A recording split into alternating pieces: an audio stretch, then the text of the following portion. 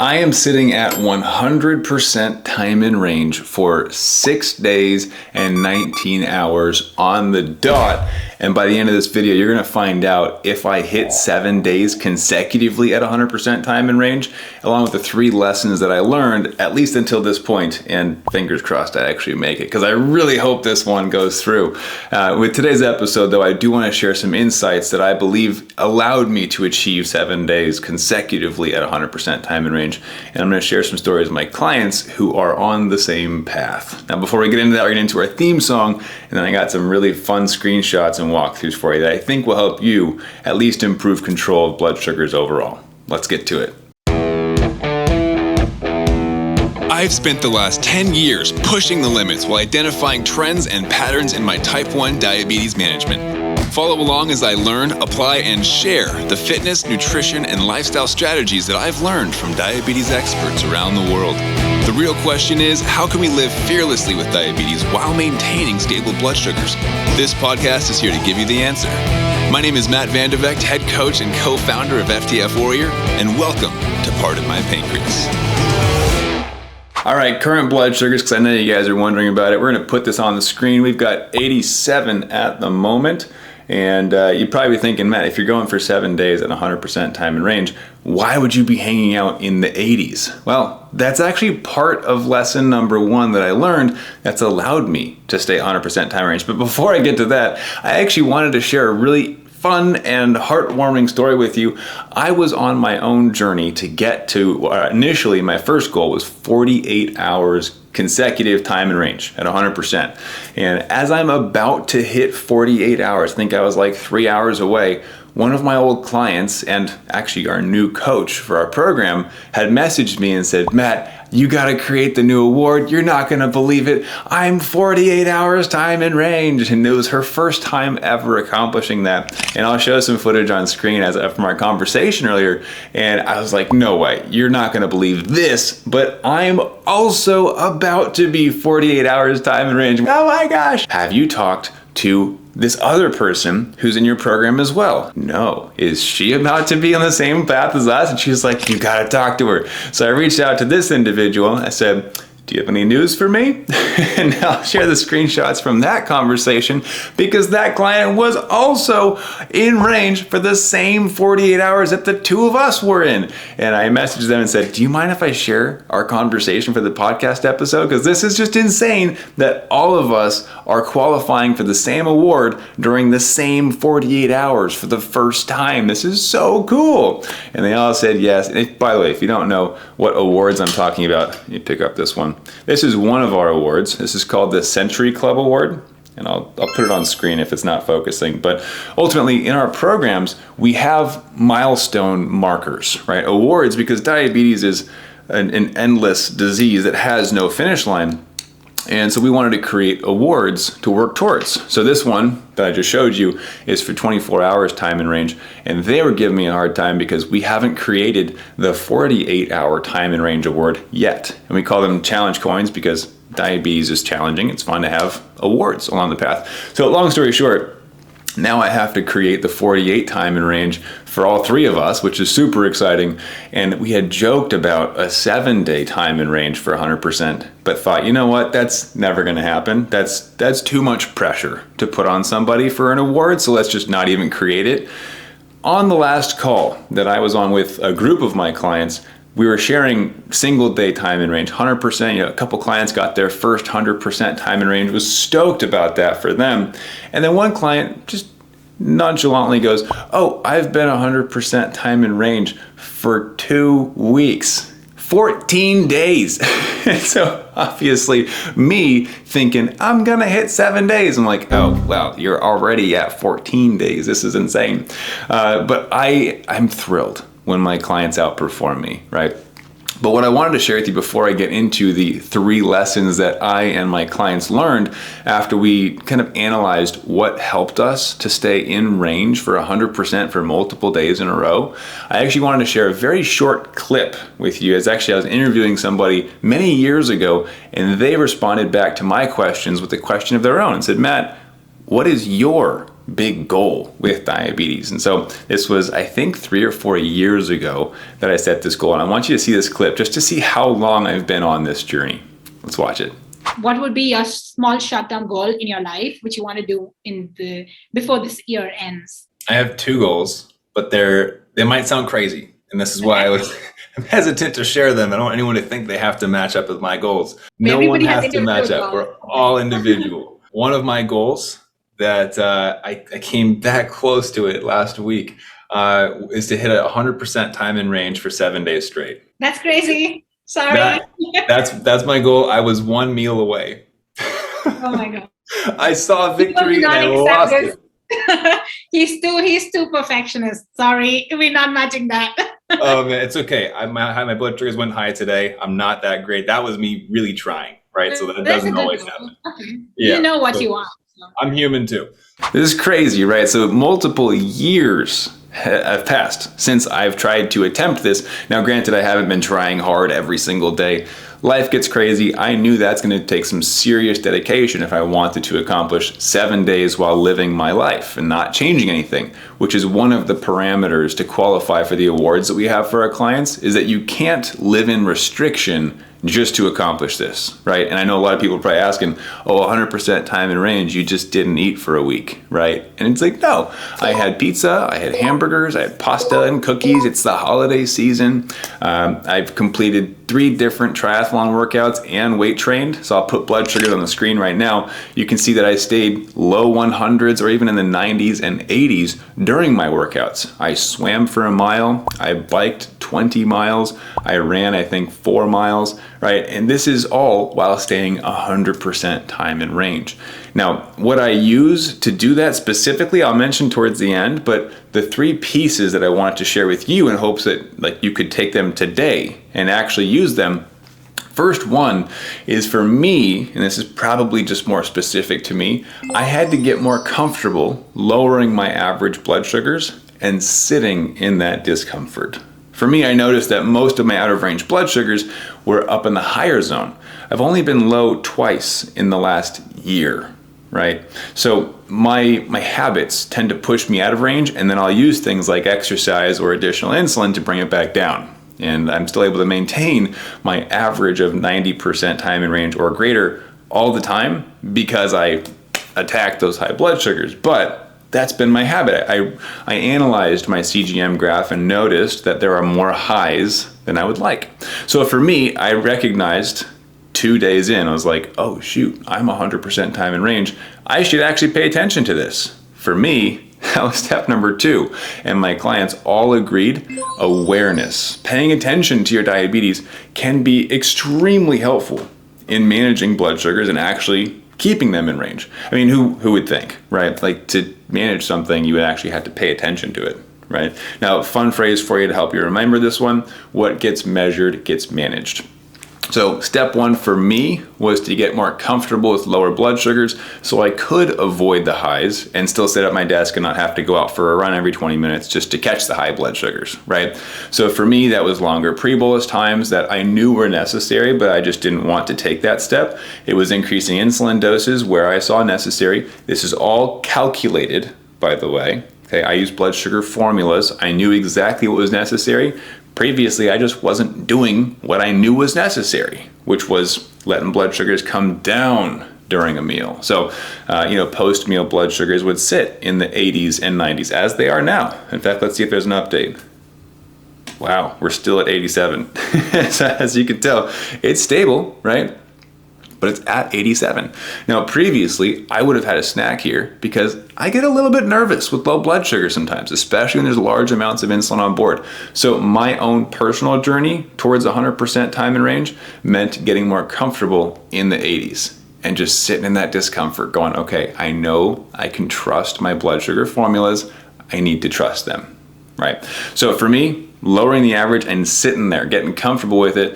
Now, my clients had also mentioned awareness was key. This is a big one. And it doesn't mean just like looking at your blood sugars, because you also have to take action based on what you know you need to do.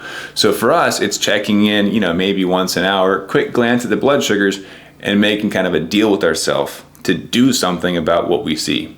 Oh, it's slowly dropping. Okay, I'm gonna take the 20 seconds necessary to grab some candy out of my bag and eat it instead of ignoring this and waiting until the alarms are going off, right? Or if it's going high and I have the opportunity, maybe I go clean the kitchen. Maybe I go for a quick 5-10 minute walk just to get my blood sugars back down into range, right? Nothing that's absurd. Again, it can't be restrictive. That's one of our rules. You know, I can't omit carbohydrates just to make time and range happen. I can't live with my running shoes on and jump out the door every time it spikes. The strategies that must be used are those that are realistic and long-term. So that's our goal with these awards, right?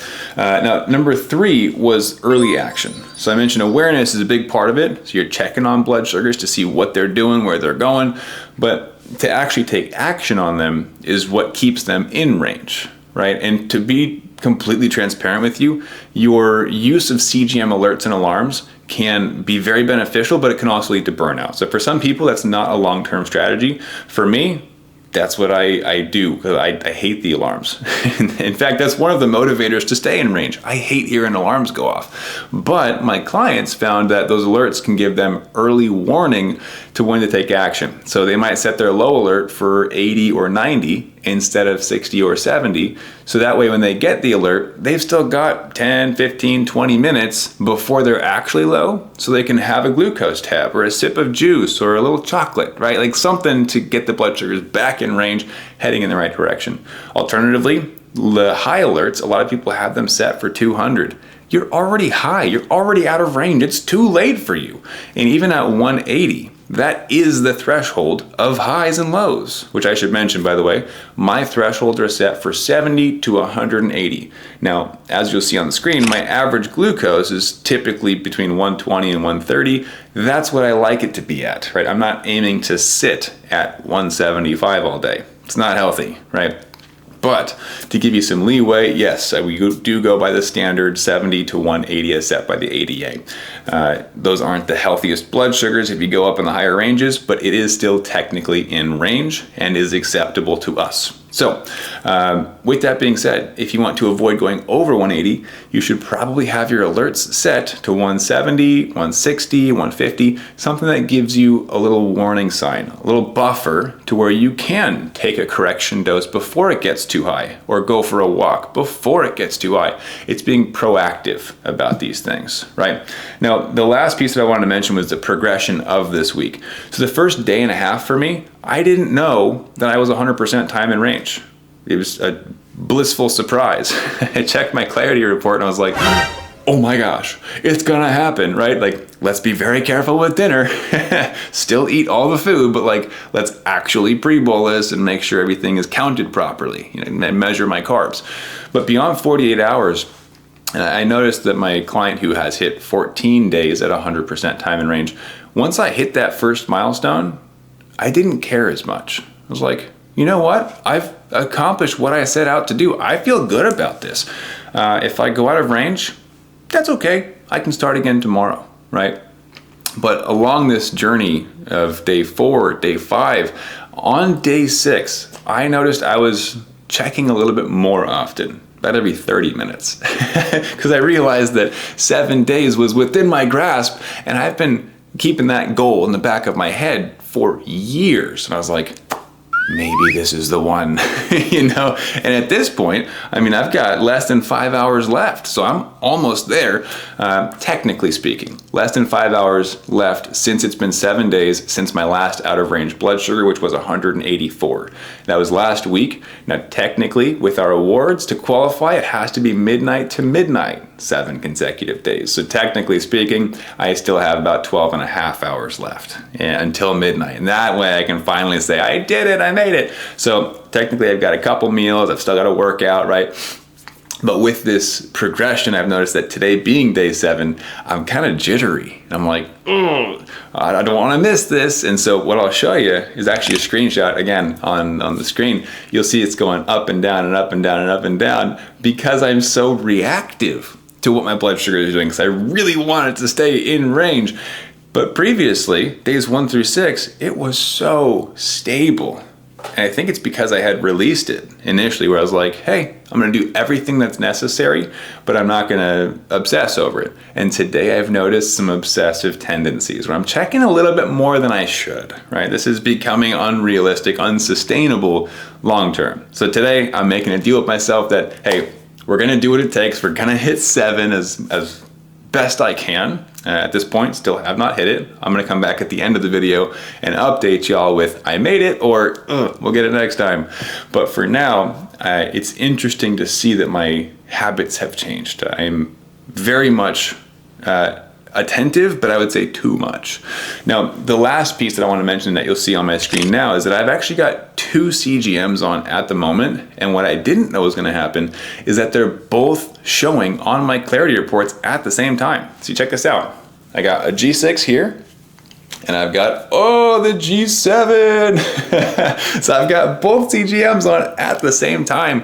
What's interesting is that I'm testing back and forth, and I'm going to be putting up a video on YouTube in the next probably 2 weeks on my response and my analysis, my thoughts, pros and cons.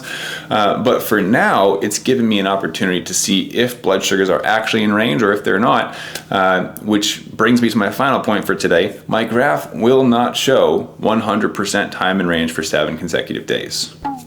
Sad face. Because I had some sensor failures and errors along the way. If you've ever heard of compression lows, I slept on it and it did say that I was low for about 5 minutes. So it doesn't say 100% time in range. I don't get that magical screenshot of a 7-day 100% time in range. But as you will see, I do have a 99% time in range for the last 7 days. So for that, I call that a win. I love seeing that. But there's a small part of me that's dying inside, knowing I will not see 100% for 7 days because there was an error. But because I was wearing 2 sensors, whenever it did go out of range, I could check the other sensor to see if it was accurate. So if I'm sleeping on my right side, the right sensor shows, you're urgently low. Oh, just kidding, you're not. But the left one's fine. And similarly, if I roll over, the left one would say, you're urgently low. And I'm like, no, I'm not. The other one says I'm fine, right? So I know that I've been 100% time in range, but my reports unfortunately do show 99% time in range. So with all that being said, the 3 lessons learned, 1 is going to be personalized for you. You have to analyze your patterns and figure out what you need to fix. And usually it's blaringly obvious. Oh, I spike after all my meals. Okay, maybe it's the pre-bolus, maybe it's the insulin to carb ratio, maybe it's the proteins and fats ratios, right? Maybe you get stressed out at work and every morning in the Monday morning meetings, your blood sugar spike, whatever it is, maybe you go low when you exercise. I've been completing triathlon workouts. I'm actually training right now. I don't think I've said this before on the internet, for a half Ironman, which is 70.3 miles. And I have been 100% time in range for every single triathlon and Ironman workout for the last year. We actually just crossed a year. So I'll make a video on that if that's helpful. In fact, with my other clients that hit 100% time in range, let me know if you'd like me to have them on and do kind of a panel discussion on what are the best practices used. Because for me, it was getting more comfortable with lower blood sugars. One of my clients likes low blood sugars, and she's the one that hit 100% for 48 hours. So she has the opposite issue to fix, right? She was going low and had to fix the lows. So if you'd like to see a discussion, let me know in the comments below. Just comment panel discussion, something like that. But overall, you got to understand that your patterns are what are holding you back, right? You've got habits, good or bad, well, good and bad, that are likely causing your blood sugars to either stay in range or go out of range. You got to figure that one out for yourself. Step number 2, though, is to be aware. So actually check on your blood sugars. And then step 3, do something about it. And it's best if it's early action, if it's proactive. So be safe. Obviously, this is not medical advice. I wanted to share part of this journey with you, though. I thought I might bring you guys in before it actually happens. There's a chance I don't hit it. In fact, in that episode that we did many years ago, I mentioned how I was 1 meal away. On the last meal, I went out of range. So that could happen again and spiral me out of control for a day. But either way, I'm going to come back in like 10 seconds and give you guys the update. But if you're not subscribed yet, be sure to hit the subscribe button. Do check in because we're going to be updating with more and more strategies as we always do. I just had a meeting with my new endo today and I'm super pumped about that because she's actually really good. So maybe I'll bring her on in the future, an episode, and interview her. So I'll update you in a second to see if I actually crossed 100% time in range for 7 consecutive days. I think that's all I've got in my notes for you guys right now. If you want to check out the challenge coins, only my clients qualify for that. Otherwise, we'd be sending out coins to thousands of people and we'd go bankrupt. But if you want to become a client or even just learn how to get more time in range, you can go to diabetesinaction.com. This last week is a perfect representation of that. 100% time in range for 6.5, almost 7 consecutive days, we will see, was done with triathlon workouts, with toddler birthday parties, with holiday celebrations. It was my dad's birthday. So foods that don't even have carb counts, right? Like, that's still possible to live your best life and have the stable blood sugars, which is why I wanted to make this episode. So you can see, yes, 100% time in range, as is gonna surround me right now, is possible while living your life, while going on super long bike rides, but also the fun bike rides, while going hiking with family and eating foods that don't have carb counts, but are delicious, right? You can do that. And this is what we help people with, is setting up blood sugar formulas so that you can have blood sugars so controlled, which will enable you to live your best life. So go check it out at diabetesinaction.com. It's a free training, check it out. If you like what you see, we can chat and see if there's something we can help with and set you up with some resources. Okay, so let's do a countdown, see if I made it. I really hope this is good news that I've got for you in 6 hours. 5, 4, 3, 2, 1. The time has finally come. I crawled out of bed for this one, so I hope this is worth it for you guys because it is the middle of the night. I did it. We made it 168 hours, 7 consecutive days in range. Technically speaking, I think we're at like 179 or something. I don't know, but we did it. I'm trying to be as quiet as possible because it is the middle of the night right now. But I wanted to share 2 things that I'm most excited about now that I've accomplished my goal, which is the first thing I'm very excited about. I accomplished my goal, and I set this goal like 3 or 4 years ago, and I've been pursuing it passively since then, not really trying super hard, but when I got to day 3 or day 4, I was like, oh, this might actually be possible, and I really started to pay more attention to actually try, because I was like, this is within grasp, which leads me to point 1.5 that I wanted to share with you guys. When I got to day 6, I met with my sister because it was my dad's birthday this last Sunday. And she was like, you have to tell people about all the times you had to drop everything and go for a run to like fix your blood sugars. And I was like, no, that has not happened at all yet. And then, of course, that day, that actually did happen. I was like, oh, shoot, I was spiking this one time and had to go for a quick run around the block just to get the insulin moving.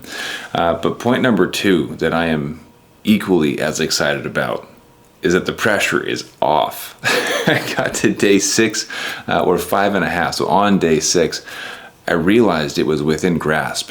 And that, to me, put the pressure on. I was like, oh, now that I see the finish line, I have to do this. There is no option to quit or to let things go.